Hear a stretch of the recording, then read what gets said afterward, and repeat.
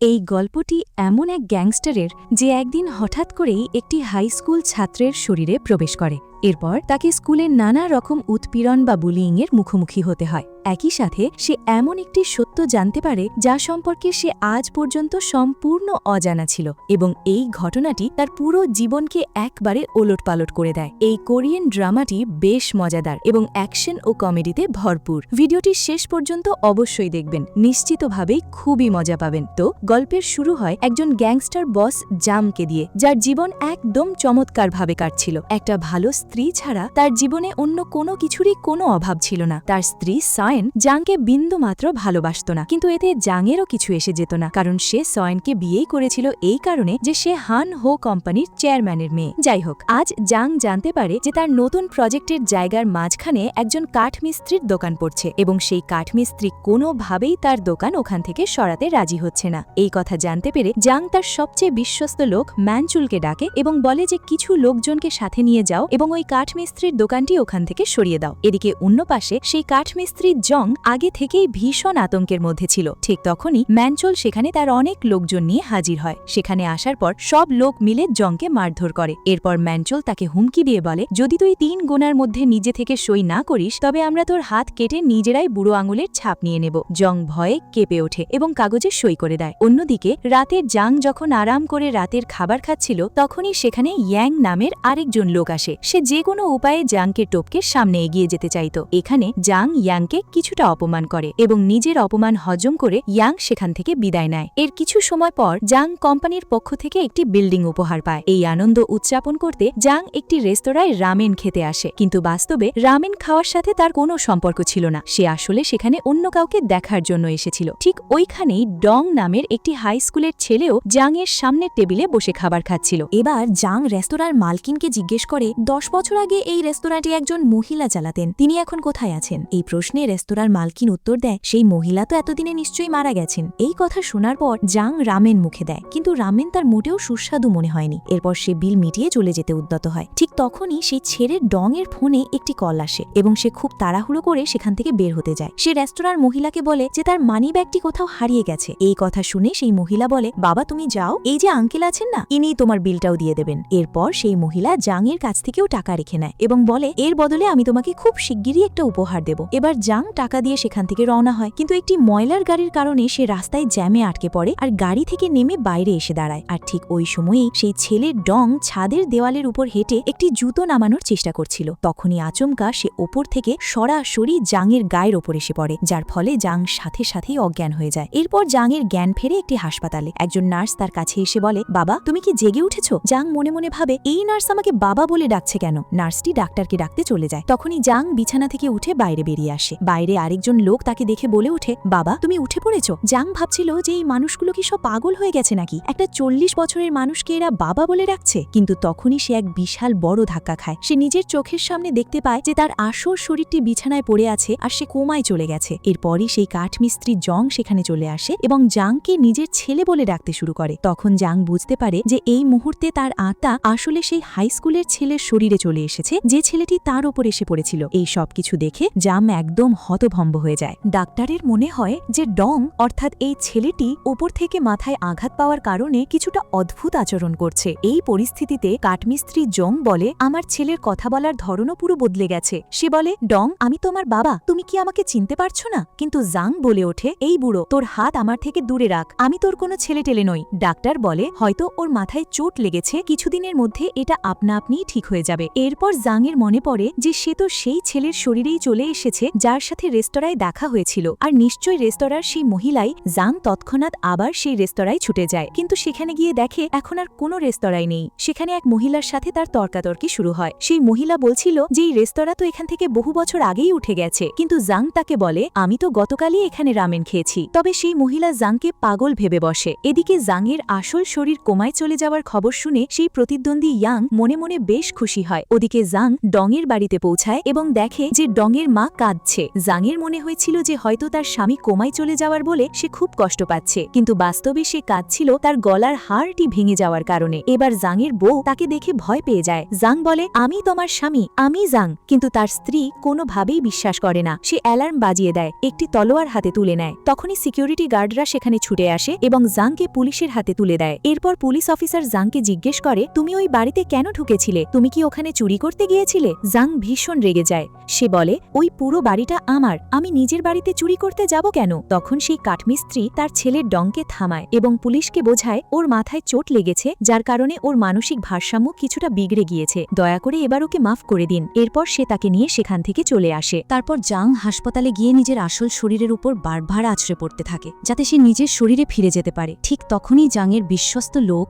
ম্যানচুল সেখানে আসে, কিন্তু সেই দৃশ্য দেখে মনে করে যে সে ভুল করে কোনো প্রেমিক প্রেমিকার ঘরে চলে এসেছে, তাই সে বাইরে চলে যেতে নেয়। কিন্তু তখনই তার মনে পড়ে যে এটা তো তার বসের কেবিন। সে ভেতরে এসে বলে, তুই আমার বসের সাথে এসব কি করছিস? ম্যানচুল চিনতে পারে যে এটা তো সেই মোটকু ছেলেটা যে আমার বসের উপর পড়ে বসকে কোমায় পাঠিয়ে দিয়েছে। ঠিক তখনই ডাক্তার সেখানে চলে আসেন এবং জাং সেখান থেকে চম্পট দেয়। এরপর জাং কাঠমিস্ত্রি জোংয়ের সাথে তাদের বাড়ি চলে আসে। এখানে জোং নিজের ছেলের জন্য অনেক খাবার দাবার তৈরি করে রেখেছিল, কিন্তু এত খাবার দেখে জাং বলে, আমি এত খাবার খেতে পারবো না। অথচ সামান্য একটু চেখে দেখার পরেই তার কি যেন হয়ে যায়, আর যখন তার হুঁশ ফেরে সে দেখে সব খাবার সে একাই শেষ করে ফেলেছে। এরপর জোং বলে, বাবা এখন তুমি বিশ্রাম নাও, আমরা কাল স্কুলে যাব এবং এই বিষয়ে কথা বলবো। এরপর জাং এই ছেলের ডংয়ের ঘরে চলে যায়। পরের দিন তারা দুজনে স্কুলে যায়। জাং একদম বসের মতো করে গিয়ে বসে এবং নিজের গ্যাংস্টার সুলভ হাবভাব বিন্দুমাত্র কমায় না। এরপর জোং প্রিন্সিপালের সাথে কথা বলে। প্রিন্সিপালের পাশাপাশি পুরো স্কুলেই এই কথা রাষ্ট্র হয়ে গিয়েছিল যে যেদিন থেকে ডং উপর থেকে পড়েছে সেদিন থেকে তার আর পূর্বের কোনো স্মৃতি মনে নেই। কাঠমিস্ত্রি জোং প্রিন্সিপালকে বলে, আমার ছেলে কখনো এমন পদক্ষেপ নিতে পারে না যে সে নিজে বিল্ডিং থেকে লাফ দেবে, নিশ্চয়ই অন্য কোনো ছেলেমেয়েরা ওর সাথে কিছু একটা করেছে। কিন্তু প্রিন্সিপাল এই কথা অস্বীকার করতে থাকে। এইসব শুনে জাং বুঝতে পারে যে প্রিন্সিপাল নিশ্চিত কোনো কিছু লুকাচ্ছে। সে কাঠমিস্ত্রিকে আর চিন্তা করতে বারণ করে এবং ডংয়ের ক্লাসরুমে চলে আসে। শিক্ষিকা সব ছাত্রছাত্রীদের উদ্দেশ্য করে বলেন, সেই দুর্ঘটনার কারণে ডং এখনো পুরোপুরি সুস্থ হয়ে ওঠেনি, তাই সব কাজে তোমরা ওকে সাহায্য করবে। কিন্তু ক্লাসের কিছু বখাটে ছেলে ডং আসার সাথে সাথেই নিজেদের হাতের মিডল ফিঙ্গার দেখিয়ে তাকে কটূক্তি করে। এরপর টিফিনের সময় ক্যান্টিনে কিছু মেয়ে মিলে ইউন নামের একটি মেয়েকে বুলিং করতে শুরু করে। মনে হচ্ছে তোর কিছুই মনে নেই, তোর যতই চোট লাগুক না কেন তোকে প্রতিদিন আমাদের জন্য লাঞ্চে বার্গার কিনে আনতে হবে, না হলে তোকে পস্তাতে হবে। কিন্তু জাং উল্টো তার গালে এক কড়া থাপ্পড় বসিয়ে দেয়। এরপর জাং তাকে আরও একটা থাপ্পড় মারে এবং তৃতীয়বারে সেই তেওক নিজেই ভয়ে কাঁপতে শুরু করে। এরপর জাং বলে, আমাকে একটা কথা বল, এই ছেলের ডাং অর্থাৎ আমি কি তোর কোনো ক্ষতি করেছিলাম যে তুই একে অর্থাৎ আমাকে এভাবে বুলিং করছিস? নাকি আমি খুব সহজ সরল একটা পাত্র ছিলাম? এই কথা শুনে তেওক বলে, মোটকু তুই খুব সহজ সরল আর দুর্বল ছিলি, তাই আমরা তোকে উত্ত্যক্ত করতাম। এই কথা শুনে জাং তার গালে আরও একটা চড় কষায় এবং তারপর তার বন্ধুদেরও আচ্ছা করে পিটিয়ে সেখান থেকে চলে যেতে নেয়। তখনই সে কিমজে নামের আরেকটি ছেলেকে দেখতে পায় যে এই বখাটেদের ভয়ে তাদের জন্য খাবারের জিনিসপত্র কিনে নিয়ে এসেছিল। কিন্তু যেহেতু সে এখন এই বখাটেদের মার খেতে দেখে ফেলেছে, তাই এই বখাটেরা তাকে বাথরুমে ধরে নিয়ে যায় এবং মারধর করতে শুরু করে। তারা হুমকি দেয়, যদি তুই এই কথা কাউকে বলার চেষ্টা করিস তবে তোর কপালে দুঃখ আছে। তারা কিমজের প্যান্ট খুলে তার একটি ভিডিও বানানোর চেষ্টা করছিল যাতে পরে তাকে ব্ল্যাকমেইল করা যায়। তখনই পেছন থেকে জাং বের হয়ে আসে এবং সে নিজের শারীরিক শক্তি ও মারামারির কায়দায় তাদের সবাইকে মাটিতে আছড়ে ফেলে। এরপর সে তেওকের ফোনটি কেড়ে নেয় এবং দেখে যে এর মধ্যে এই ছেলে ডাংয়ের অনেক ছবি রয়েছে যেখানে তাকে বুলিং করা হচ্ছিল। জাং সেই তেওককে আরও একটি চড় মেরে বলে, আমি তোর ফোন কিছু সময় পর ফেরত দেব। এরপর সে বাড়ি ফিরে ফোনটি ভালো করে পরীক্ষা করে এবং তার মধ্যে একটি ভিডিও খুঁজে পায় যা থেকে সে জানতে পারে যে এই সব ছেলেরা মিলে সেদিন ডংয়ের উপর অত্যাচার করছিল। তারা সেই মেয়ে ইউনের জুতোটি একটি অ্যান্টেনার উপর ঝুলিয়ে দিয়েছিল এবং ডংকে দেয়াল বেয়ে উঠে সেটি নামাতে বাধ্য করেছিল। আর এই কাজটি করতে গিয়েই ডং ব্যালেন্স হারিয়ে নিচে জাংয়ের ওপর এসে পড়েছিল। জাং এখন সমস্ত সত্য জানতে পেরে যায় যে ডংয়ের সাথে আসলে কি ঘটেছিল। ওদিকে তেওকের গ্যাংয়ের বড় বস এখন তাকে এবং তার বন্ধুদের মারতে শুরু করে, কারণ তেওক তার ফোন থেকে সেই ভিডিওটি ডিলিট করেনি। আর তখনই জাং সেখানে হাজির হয়ে সেই ছেলেকে ধমক দিয়ে বলে, আমি ওই ভিডিওর একটা কপি নিজের কাছে বানিয়ে রেখেছি, তাই এবার থেকে আমার থেকে দূরে থাকবি, নয়তো তোর জন্য মোটেও ভালো হবে না। এই কথা বলে জাং সেই ছেলে কিম জেকে সাথে নিয়ে সেখান থেকে চলে আসে। অন্যদিকে জাংয়ের স্ত্রী তার স্বামী কোমায় থাকার পূর্ণ সুযোগ নিচ্ছিল। তখনই ইয়াং তাদের দুজনের সামনে চলে আসে। ইয়াং তাদের বলে, আমি তোমাদের দুজনের একসাথে থাকার কিছু গোপন ছবি তুলে নিয়েছি এবং এখন আমি এই ছবিগুলো চেয়ারম্যান হানের কাছে পাঠাতে যাচ্ছি। জাংয়ের স্ত্রী বলে, সরাসরি কাজের কথায় আয়, আসলে তুই কি চাস? এদিকে অন্য পাশে জাং এবার আবারও হাসপাতালে নিজের আসল শরীরের কাছে আসে, যেখানে তার বিশ্বস্ত লোক ম্যানচুল বসে পাহারা দিচ্ছিল। সে আবার জাংকে দেখে বলে ওঠে, এই মোটকু, তোকে তোকে আমি বলেছিলাম না আর কখনো আমার বসের আশেপাশেও ঘেসবি না। জাং এই কথা শুনে তার পুরুষাঙ্গে চিমটি কাটে এবং তারপর তাকে বলতে শুরু করে যে আমি তোর আসল বস। সে ম্যানচুলকে এমন অনেক গোপন কথা বলে যা কেবল জাং ছাড়া আর কারও জানার কথা নয়। এতে ম্যানচুলের মনেও বিশ্বাস জন্মে যায় যে এই মোটা ছেলেটার ভেতরেই তার বসের আত্মা রয়েছে। এরপর নিজের ক্ষুধা মেটাতে মেটাতে জাং ম্যানচুলকে জিজ্ঞেস করে, তুমি আমার শরীরের আশেপাশে কেন বসেছিলে? এই প্রশ্নে ম্যানচুল জানায় যে চারদিকে একটা গুজব রটেছে যে ইয়াং নামের ওই লোকটি আপনাকে হাসপাতালেই খুন করতে চায়, সেই কারণেই আমি আপনার শরীর রক্ষা করছিলাম। এর পরের দিন স্কুলে জাংয়ের সাথে একটি মেয়ের ধাক্কা লাগে। সে খুব তাড়াহুড়ো করে কোথাও যাচ্ছিল এবং তার হাতের টেডি বিয়ারটি নিচে পড়ে যায়। জাং তার পিছু পিছু গিয়ে তার টেডি বিয়ারটি তাকে ফেরত দেয়। এই মেয়েটি আর কেউ নয়, স্বয়ং ইউন। সে বলে, ডং, তোমার স্মৃতিশক্তি কি সত্যিই চলে গেছে? তুমি আমাকে চিনতেও পারছো না? ঠিক তখনই ইউনের মা সেখানে চলে আসেন। জাং তাকে দেখে একেবারে আকাশ থেকে পড়ে, কারণ এই মহিলাটি আর কেউ নয়, এটা মিসুন, যে ছিল জাংয়ের জীবনের প্রথম প্রেম। মিসুন জাংকে দেখে বলে, আরে বাবা ডং, এটা তো তুমি, তাই না? তুমি কত বড় হয়ে গেছো। কিন্তু জাং মুখ ফসকে বলে ওঠে, মিসুন, তুই এখানে কি করছিস? এই কথা শোনা মাত্রই মিসুন তার গালে এক চড় কষিয়ে দেয় এবং বলে, তোমার কথা বলার কোনো ভদ্রতা নেই? তুমি এত ছোট হয়ে আমাকে আমার নাম ধরে ডাকছো? মিসুন তাকে মারতে মারতে সেখান থেকে তাড়িয়ে দেয়। এরপর জাং নিজের এবং মিসুনের পুরনো স্মৃতির দিনগুলোর কথা মনে করতে থাকে এবং ভাবে যে মিসুন যদি ইউনের মা হয় তবে তার বাবাকে। এরপর জাং স্কুল চলাকালীন ইউনের মাথার কিছু চুল ছিঁড়ে নিয়ে ডিএনএ টেস্ট করায়। টেস্টের রিপোর্টে সে জানতে পারে যে ইউন আসলে তারই নিজের মেয়ে, যাকে স্কুলে প্রতিদিন বুলিং করা হচ্ছিল। এই সব জানতে পেরে তার রক্ত গরম হয়ে ওঠে এবং প্রচণ্ড রাগ হতে শুরু করে। পরের দিন স্কুলে সেই বখাটে মেয়েরা আবার তার মেয়ে ইউনকে উত্ত্যক্ত করতে শুরু করে এবং মিথ্যে অপবাদ দিয়ে বলে, তুই আমাদের লিপস্টিক চুরি করেছিস, তাই না? তারা তার ব্যাগ তল্লাশি করতে শুরু করে। এই দৃশ্য দেখে জাং এগিয়ে এসে বলে, তোমাদের লিপস্টিক আমি চুরি করেছিলাম, ওটা আমার পছন্দ হয়নি, তাই আমি ওটা ফেলে দিয়েছি। এইভাবে জাং ইউনকে বাঁচিয়ে নেয়, কিন্তু সে দেখে তার মেয়ে কাঁদছে। তাই এবার জাং ম্যানচুলকে সেই বখাটে মেয়েদের ছবি দেখিয়ে বলে, এই মেয়েরা আমার মেয়েকে কষ্ট দিয়েছে, এদের এমন শিক্ষা দাও যাতে এদের শরীরের হাড়গোড় ভেঙে যায়। কিন্তু ম্যানচুল বলে, বস, আমরা এমনটা করতে পারি না, এরা তো হাই স্কুলের মেয়ে আর আমাদের থেকে কত ছোট। সম্ভবত ইউনের এই বিষয়টি নিজেরই স্কুলে সামলানো উচিত। এই কথা শোনার পর জাং মিসুনের সাথে কথা বলে। মিসুন জানতো না যে এই ছেলের ভেতরে তার প্রাক্তন প্রেমিকের আত্মা রয়েছে। সে তাকে ডং বলেই ভাবছিল। জাং তাকে সব কথা খুলে বলে এবং জানায় যে স্কুলের শিক্ষকেরাও এই বুলিংয়ের বিষয়টিকে এড়িয়ে যাচ্ছেন। মিসুন ভীষণ দুশ্চিন্তায় পড়ে যায় এবং বুঝতে পারে না তার এখন কি করা উচিত। সে আক্ষেপ করে বলে, এই সব দোষ ওই জাং নামের লোকটার। ওর কোনো ধারণা নেই যে তার মেয়ে আর আমি কত কষ্টের মধ্য দিয়ে দিন কাটাচ্ছি।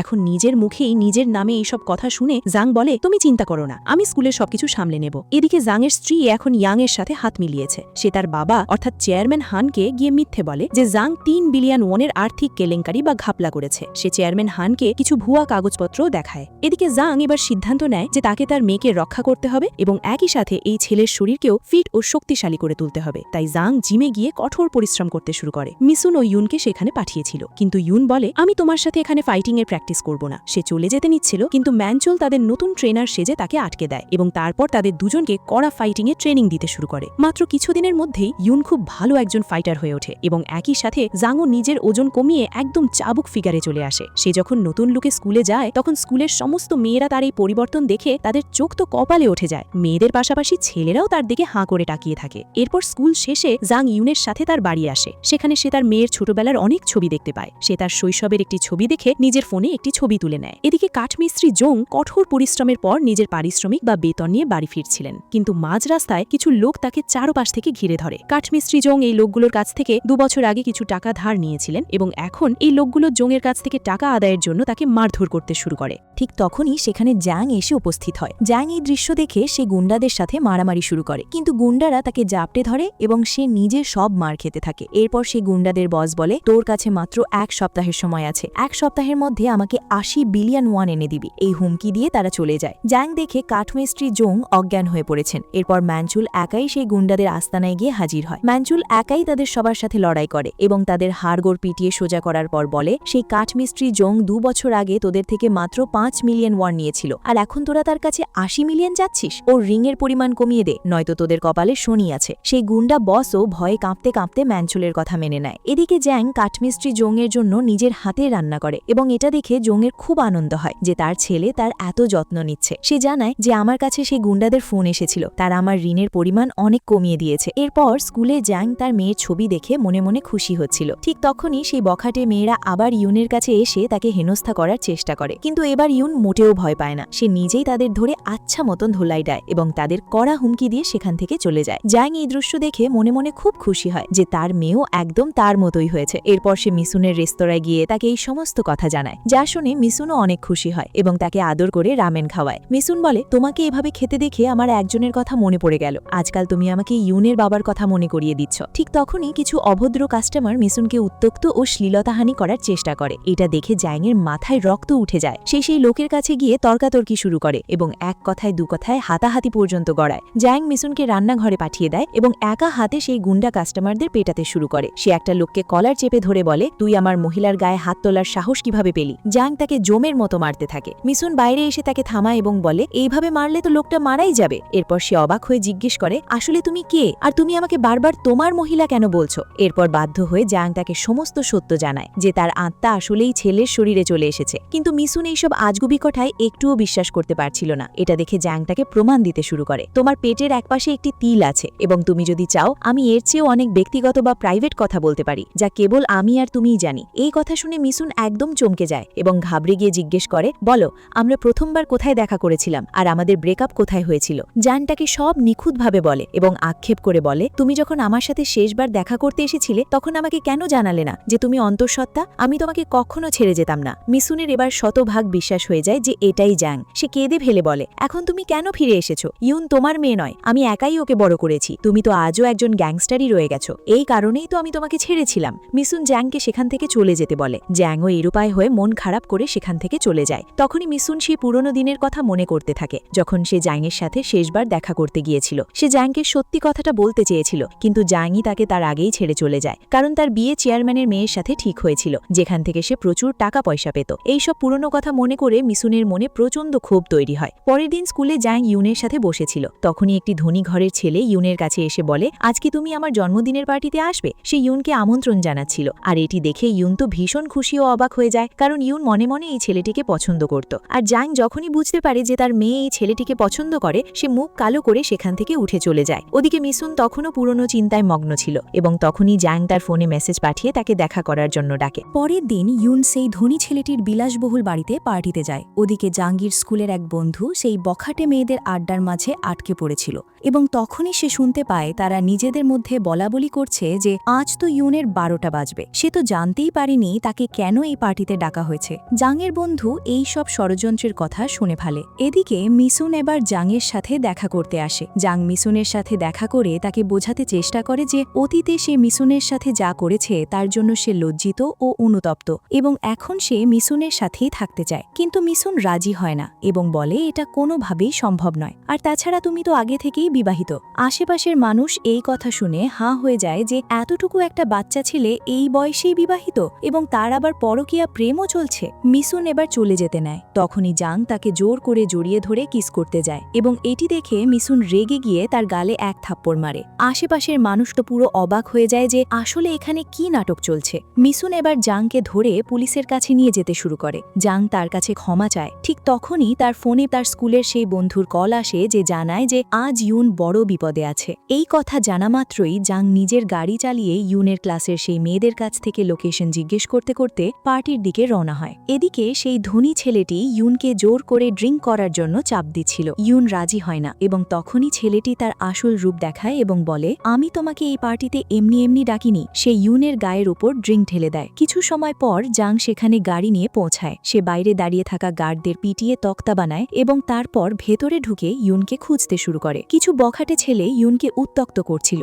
জাং তাকে হাত ধরে নিয়ে যেতে চায়, কিন্তু সেই ছেলেরা মাঝখানে পথ আগলে দাঁড়ায়। জাং এক ঝটকায় একটা ছেলের ঘাড় মটকে দেয় এবং বাকি ছেলেদের সাথে ফাইট শুরু করে। দেখতে দেখতে সে সবাইকে পিটিয়ে মাটিতে শুইয়ে দেয়। একটা ছেলে ফাইটিংয়ে একটু ভালো ছিল, কিন্তু জাংয়ের 3-4টে মোক্ষম ঘুষি খাওয়ার পর সেও মাটিতে লুটিয়ে পড়ে। সেই বখাটে মেয়েদের মধ্যে একটা মেয়ে জাংয়ের এই বীরত্ব দেখে তার উপর ক্রাশ খায়। এদিকে ইউন এবার সেই ধনী ছেলেটির হাত থেকে নিজেকে ছাড়িয়ে নেয় এবং তার অন্ডকোষে এক লাথি মেরে তাকে সুইমিং পুলে ফেলে দেয়। এরপর তারা দুজনে সেখান থেকে চলে আসে। পরের দিন ম্যানচুল যখন হাসপাতালে জাংয়ের আসল শরীরকে দেখতে যাচ্ছিল, তখন কিছু লোক তাকে বাইরেই আটকে দেয় এবং বলে যে চেয়ারম্যানের কড়া নির্দেশ আছে কেউ জাংয়ের সাথে দেখা করতে পারবে না। এরপর ম্যানচুল জাংয়ের কাছে এসে সমস্ত ঘটনা খুলে বলে যে আপনার স্ত্রী ইয়াংয়ের সাথে হাত মিলিয়ে আপনাকে মিথ্যে জালিয়াতির মামলায় ফাঁসিয়ে দিয়েছে। এখন চেয়ারম্যান ভাবছেন আপনি 3 বিলিয়ন ওয়ানের কেলেঙ্কারি করেছেন এবং যখন আপনি পালাচ্ছিলেন তখনই আপনার দুর্ঘটনা ঘটে। জাং গভীর চিন্তায় পড়ে যায় যে এখন তার কি করা উচিত। এরপর ম্যানচুল জাংয়ের কথা মতো চেয়ারম্যানের কাছে একটি গোপন চিঠি পৌঁছে দেয়। এদিকে জাং আবারও মিসুনের কাছে এসে জিজ্ঞেস করে ইউন কেমন আছে। মিসুন বলে তোমার যদি সত্যিই ইউনের জন্য এত চিন্তা থাকে তবে এখান থেকে চিরতরে চলে যাও। জাং যখন চলে যেতে নেয় তখনই তার সামনে সেই বখাটে মেয়েটি চলে আসে। সে জিজ্ঞেস করে তুমি আর ইউন কি একে অপরকে ডেট করছো। জাং রেগে গিয়ে পরিষ্কার মানা করে দেয়। এটা শুনে সেই মেয়েটি জাংকে প্রস্তাব দেয় তাহলে তুমি আমার বয়ফ্রেন্ড হয়ে যাও, কিন্তু জাং তাও প্রত্যাখ্যান করে। মেয়েটি জাংকে একটা গিফট বক্স দিয়ে সেখান থেকে চলে যায়। তখনই ইউন সেখানে চলে আসে। সে এই দৃশ্য দেখে বলে তুমি কি ওই মেয়েটার সাথে প্রেম করবে, কিন্তু জাং মানা করে দেয়। এই শুনে ইউন বলে তাহলে তুমি আমার বয়ফ্রেন্ড হয়ে যাও। জাং প্রচন্ড রেগে গিয়ে মানা করে এবং সেখান থেকে হন হন করে চলে যায়। এরপর ইউন তার মা মিসুনকে জানায় যে সে ডংকে নিজের বয়ফ্রেন্ড বানাতে চায়। মিসুন এই কথা শুনে রাগে ফেটে পড়ে, কারণ সে ভালো করেই জানত ডংয়ের শরীরের ভেতরে আসলে ইউনের নিজের বাবাই রয়েছে। মিসুন কড়া গলায় বলে তুমি ওর থেকে একদম দূরে থাকবে। এর পরের দিন মিসুন জাংকে স্কুল থেকেই কলার ধরে টেনে নিয়ে আসে এবং বলে তুমি এমন কি জাদু করছো যে তোমার নিজের মেয়েই এখন তোমাকে বয়ফ্রেন্ড বানাতে চাইছে। জাং বলে আমি তো শুধু ওর একটা ভালো বন্ধু হতে চেয়েছিলাম। মিসুন জাংকে সাফ জানিয়ে দেয় তুমি এখান থেকে চলে যাও এবং আমাদের জীবনে আর কখনো ফিরে এসো না। আমরা আর কখনো এক হতে পারবো না, কারণ তুমি বিবাহিত। ঠিক তখনই ইউন সেখানে চলে আসে এবং জিজ্ঞেস করে এখানে কে বিবাহিত। জাং পরিস্থিতি না বুঝে হুট করে ইউনের সামনেই বলে বসে আমি তোমার মাকে ভালোবাসি। ইউন এই কথা শুনে বজ্রাহত হয়ে যায়। তার মনে হয় তার নিজের মাই তার কাছ থেকে তার ভালোবাসা কেড়ে নিয়েছে। ইউন চরম ক্ষোভ ও অভিমানে সেখান থেকে কেঁদে কেঁদে দৌড়ে চলে যায়। মিসুন এবার জাংয়ের ওপর প্রচণ্ড রেগে যায় এবং বলে তুমি এই কথাটা কেন বলতে গেলে। এদিকে হাসপাতালের কেবিনে ইয়াং গার্ডদের পিটিয়ে সোজা জাংয়ের আসল শরীরের কাছে চলে আসে। সে জাংকে চিরতরে শেষ করে দিতে এসেছিল, কিন্তু ঠিক তখনই জাংয়ের শরীরের জ্ঞান ফিরে আসে, যেখানে ডংয়ের আত্মা ছিল। সে চোখ খুলেই বলে আঙ্কেল আপনার প্যান্টের চেইন তো খোলা। তাকে হঠাৎ এভাবে বেঁচে উঠতে দেখে ইয়াং নিজেই ভয়ে অজ্ঞান হয়ে মাটিতে পড়ে যায়। এরপর জাং ডংয়ের বাড়ি চলে আসে এবং কাঠমিস্ত্রি জংকে নিজের বাবা বলে ডাকতে শুরু করে। এখানে আমরা জানতে পারি যে সেই হাই স্কুলের ছেলে ডংয়ের আত্মা আসলে জাংয়ের আসল শরীরে চলে গেছে, কিন্তু ডংয়ের বাবার কাছে তো সে একজন অচেনা লোক ছিল, তাই সে ভয় পেতে শুরু করে। ডং নিজেও খুব কাঁদছিল। ঠিক তখনই জং কাঠমিস্ত্রি সেখানে আসে। সে এতক্ষণে বুঝতে পারে যে তার ছেলের শরীরে আসলে অন্য কেউ এসেছে। ডংও সবকিছু বুঝতে পারে এবং এই দৃশ্য দেখে ভয় পেয়ে যায়। তখনই জাং তার মাথায় একটা চাটি মেরে তাকে শান্ত করে এবং তারপর কাঠমিস্ত্রি জংকে পুরো বিষয়টি বুঝিয়ে বলে। শুরুতে সে বিন্দুমাত্র বিশ্বাস করতে না পারলেও কিছু সময় পর সে বুঝতে পারে যে এই দুজন আসলে সত্যি কথাই বলছে। এরপর জাং ডংকে বলে কি রে ছেলে, তুই ইউনকে পছন্দ করিস তো? যদি তুই আমাকে সাহায্য করিস তবে তুই ওর কাছাকাছি আসতে পারবি। ওদিকে জাংয়ের স্ত্রী ইয়াংয়ের উপর চরম ক্ষিপ্ত হচ্ছিল, কারণ সে জাংকে মারতে পারেনি। ইয়াং বলে তুমি চিন্তা করো না, আমি আমার সব লোকজনকে কাজে লাগিয়ে দিয়েছি, তারা খুব শিগগিরই জাংকে খুঁজে বের করবে। ঠিক তখনই একটা লোক এসে খবর দেয় যে আমরা জানতে পেরেছি জাং এখন কোথায় লুকিয়ে আছে। এদিকে জাং সেই ছেলে ডংকে সাথে নিয়ে মিসুনের কাছে আসে এবং ডং এখন জাংয়ের অভিনয় করে মিসুনের সাথে কথা বলে। সে মিথে বলে যে আমাদের আত্মা আবার যার যার শরীরে ফিরে এসেছে। এরপর ডং জাংয়ের শিখিয়ে দেওয়া কথা মতো মিসুনের কাছে হাত জোর করে ক্ষমা চাইতে থাকে, কিন্তু ঠিক তখনই ইয়াং তার একঝাঁক গুন্ডা বাহিনী নিয়ে সেখানে চড়াও হয়। এই দেখে ডং ভয়ে বাচ্চাদের মতো কাঁদতে শুরু করে। মিসুনও সব পরিস্থিতি বুঝে যায়। এরপর জাং তাদের দুজনকে রান্নাঘরের ভেতরে পাঠিয়ে দেয় এবং ডংকে বলে মিসুনকে যেন কোনোভাবেই বাইরে আসতে না দেয়। এরপর জাং একাই এই গুন্ডাদের সাথে ফাইট করতে শুরু করে। ইয়াং মনে করেছিল এটা সাধারণ একটা স্কুলের ছেলে, তাই সে তাকে হালকাভাবে নিয়েছিল, কিন্তু জাং দেখতে দেখতে তার সব গুন্ডাদের একাই ধুলো খাইয়ে দেয়। তখনই ইয়াং তার দলের সবচেয়ে শক্তিশালী ও খতরনাক ফাইটারকে পাঠায়। জ্যাং এবং তার মধ্যে বেশ কিছুক্ষণ ধরে হাড্ডাহাড্ডি লড়াই চলতে থাকে, যেখানে শেষ পর্যন্ত জাংও তাকে পেটাতে শুরু করে। কিন্তু তখনই ইয়াং পেছন থেকে এসে জ্যাংয়ের উপর অতর্কিতে হামলা চালায় এবং তার গলায় ধারালো ছুরি ধরে। সে চিৎকার করে বলে জ্যাং শরীর থেকে বাইরে বের হয়ে আয়। ঠিক তখনই মিসুন রান্নাঘর থেকে বাইরে চলে আসে। সে একটি গ্যাস সিলিন্ডার চালু করে হাতে লাইটার নিয়ে হুমকি দেয় যদি তোমরা 3 গণার মধ্যে এখান থেকে বিদায় না হও তবে আমি এই লাইটার জ্বালিয়ে এখানে উপস্থিত আমাদের সবাইকে উড়িয়ে দেব। ইয়াং এই দৃশ্য দেখে ভীষণ ভয় পেয়ে যায় এবং এই সুযোগের সদ্ব্যবহার করে জাং আবার তাকে মারতে শুরু করে, কিন্তু মিসুন তাকে আর মারামারি করতে বারণ করে। তখন ইয়াং প্রাণ ভয়ে তার বাকি চামচেদের নিয়ে সেখান থেকে লেজ গুটিয়ে পালায়। জাং এবার মিসুনের কাছে এসে গ্যাস সিলিন্ডারটি বন্ধ করে এবং তার হাত থেকে লাইটারটি কেড়ে নেয়। মিসুন ভেতর থেকে ভীষণ ভয় পেয়েছিল এবং মানসিকভাবে ভেঙে পড়ে পড়েছিল। তখনই ডংও ভেতর থেকে বাইরে চলে আসে। মিসুন এবার আসল জাংকে একপাশে সরিয়ে দিয়ে ডংয়ের সাথে কথা বলতে শুরু করে। সে জাংয়ের শরীরের সামনে দাঁড়িয়ে তার মনের ভেতরে এত বছর ধরে চেপে রাখা সমস্ত জমানো আবেগ ও ভালোবাসার কথা উগড়ে দেয়। মিসুন কেঁদে কেঁদে বলে, আমি তোমাকে প্রতিদিন খুব মিস করতাম এবং অবশেষে তুমি দীর্ঘ 17 বছর পর আমার কাছে ফিরে এসেছ। মিসুন তাকে শক্ত করে জড়িয়ে ধরে। জাংও তখন বুঝতে পারে যে মিসুন আজও তাকে কতটা ভালোবাসে। এরপর জাংয়ের কোম্পানির চেয়ারম্যান তার নিজের মেয়েকে ডেটে পাঠান। চেয়ারম্যান হান আসলে জাংয়ের পাঠানো সেই চিঠির মাধ্যমে সব সত্য জেনে গেছেন যে তার নিজের মেয়ে ইয়াংয়ের সাথে হাত মিলিয়ে জাংকে ফাঁসানোর চক্রান্ত করেছে, আর বাস্তবে জাং কোনো টাকার কেলেঙ্কারি করেনি। চেয়ারম্যান তার মেয়েকে বলেন, এই চিঠিটা ওর দুর্ঘটনার আগেই লিখেছিল এবং আমি এটার হাতের লেখাও যাচাই করিয়েছি। এটি হুবহু জ্যাংয়ের হাতের লেখা। এই কথা শুনে সে অবাক হয়ে বলে, এটা কিভাবে সম্ভব? আমি তো দুর্ঘটনার পরেই ইয়াংয়ের সাথে হাত মিলিয়েছিলাম। এই মুখ ফসকে বলা কথা থেকেই চেয়ারম্যান নিশ্চিত হয়ে যান যে তার নিজের মেয়েই তাকে ধোঁকা দিচ্ছে। একই সাথে তিনি তার মেয়ের পরকীয়া সম্পর্কের কথাও জেনে যান। এদিকে এবার জ্যাং ডংকে কি বলতে হবে তা ভালো করে বুঝিয়ে দিয়ে চেয়ারম্যানের সামনে পাঠিয়ে দেয়। এরপর সেই ছেলে ডং জ্যাং সেজে চেয়ারম্যানের সামনে গিয়ে দাঁড়ায়। আসল জ্যাং বাইরে গাড়িতে বসে ওয়াকিটকির মাধ্যমে ডংকে সব নির্দেশনা দিচ্ছিল। এবার চেয়ারম্যান ক্ষুব্ধ হয়ে নিজের মেয়েকে তার সম্পত্তির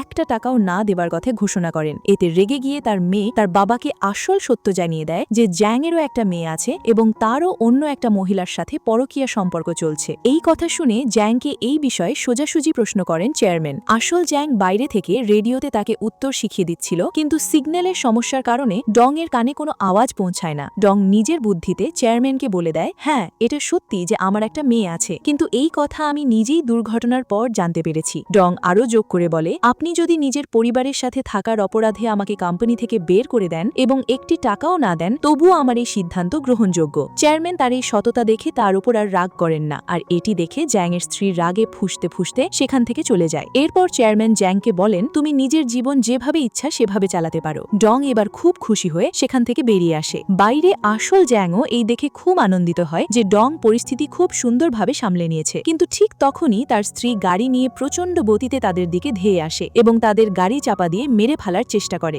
জ্যাং ডংকে এক ধাক্কায় সরিয়ে দিয়ে নিজে সেই চলন্ত গাড়ির সামনে চলে আসে, যার ফলে জ্যাং মারাত্মকভাবে জখম ও রক্তাক্ত হয়। তাকে তৎক্ষণাৎ হাসপাতালে নিয়ে যাওয়া হয়, যেখানে মিসুন এবং ইউনও খবর পেয়ে ছুটে আসে। এখানে ইউন জ্যাংয়ের আসল শরীরকে বিছানায় দেখে কান্না ভেজা চোখে জিজ্ঞেস করে, মা, ইনি কি আমার বাবা? তুমি তো এনার ছবি আমার থেকে লুকিয়ে রেখেছিলে, কিন্তু আমি সেই ছবি দেখে নিয়েছিলাম। এখানে আসল জ্যাং যে ডংয়ের শরীরে ছিল সে বলে ওঠে, হ্যাঁ মা, আমিই তোমার আসল বাবা। ইউন পুরো বিভ্রান্ত হয়ে যায় এবং ভাবতে থাকে যে এখানে আসলে কি হচ্ছে। আমার মা কি সত্যি আমার স্কুলের বন্ধুর সাথে বিয়ে করে নিল, নাকি ঠিক এই কথা বলার মাঝেই আসল জ্যাং অজ্ঞান হয়ে পড়ে এবং এর সাথে সাথে জ্যাংয়ের শরীরে থাকা ডং কোমায় চলে যায়। কিছু সময় পর জ্যাংয়ের অপারেশন থিয়েটারে জ্ঞান ফেরে। সেখানে সে দেখে তার চোখের সামনে সেই রেস্তোরাঁর রহস্যময় মালকিন দাঁড়িয়ে আছেন। এটা দেখে জ্যাং নিশ্চিত হয়ে যায় যে তাদের আত্মা অদল বদল করার পেছনে এই মহিলারই হাত ছিল। সেই মহিলা এবার জ্যাংকে চোখ বন্ধ করে শান্তিতে ঘুমাতে বলে। এরপর কাহিনীর প্রেক্ষাপট দীর্ঘ 6 মাস সামনে এগিয়ে যায়, যেখানে ডং এখন তার নিজের আসল শরীরে ফিরে এসেছে। সে হাসপাতাল থেকে সুস্থ হয়ে যখন স্কুলে ফেরে, তখন স্কুলের সমস্ত ছাত্রছাত্রীরা তাকে হিরোর মতো সম্মান ও প্রশংসা করতে থাকে, কারণ স্কুলের সেই সব বকাটে বা বুলিরা ডং এর ভয়ে স্কুল ছেড়ে পালিয়েছিল। আর এখন ডং ও ইউন এই স্কুলের নতুন হিরো বনে গিয়েছে। সেই গ্যাংস্টার ইয়াং এবং জ্যাংয়ের লোভী স্ত্রীকেও পুলিশ গ্রেফতার করে জেলে পাঠিয়ে দিয়েছে। আর আমাদের আসল গ্যাংস্টার বস জ্যাংও নিজের আসল শরীরে ফিরে আসার পর সমস্ত গুন্ডাগিরি ও অন্ধকার জগৎ ছেড়ে দিয়ে মিসুনের সাথে সুখে শান্তিতে সংসার শুরু করেছে। একই সাথে সেই সৎ কাঠমিস্ত্রি জোং এবং বিশ্বস্ত ম্যানচুলো তাদের সাথেই রেস্তোরাঁর কাজে যোগ দিয়েছে। এখন জ্যাং তার নিজের মিষ্টি মেয়ের সাথে অত্যন্ত চমৎকার ও আনন্দের সময় কাটাচ্ছে। আর এই সুন্দর হ্যাপি এন্ডিং এর মাধ্যমে এই চমৎকার সিনেমাটি এখানেই শেষ হয়ে যায়। তো আপনাদের এই সিনেমাটির গল্প কেমন লেগেছে তা কমেন্ট করে অবশ্যই জানাবেন। আর এই ভিডিওটি ভালো লেগে থাকলে একটি লাইক দিয়ে দেবেন এবং আমাদের চ্যানেলে নতুন হয়ে থাকলে চ্যানেলটি সাবস্ক্রাইব করতে একদম ভুলবেন না। দেখা হবে পরবর্তী ভিডিওতে।